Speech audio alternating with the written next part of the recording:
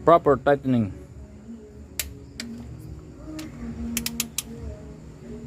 Ginagamit ng torque wrench. Kasi dapat pare-pares ang higpit niyan. Yung sequence niyan dapat tama rin.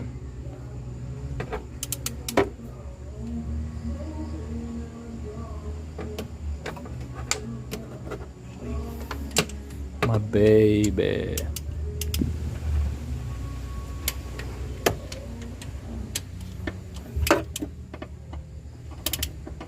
Nandito sa kasulok-sulukan.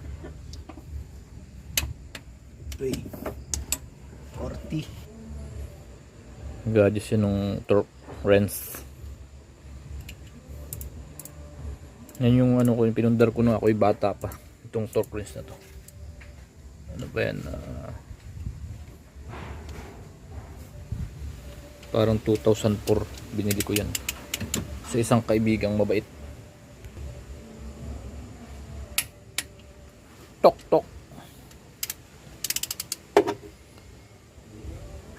50 yan. 50. Hindi na kami nag-ano ng degree. Kaya namang gamitin, kaya lang mas ano kami sa foot pounds. Hindi na namin ano yung degree. Kasi yung 49 tapos 90. Kung gusto nyo po maghigpit nyan, 49 foot pounds tapos ano po 90 degree yung ano 10 tornilyo from center pababas. Okay po, sige po, yun po lang ang aming na ano kung ano higpit yan. 49 kung gusto nyo.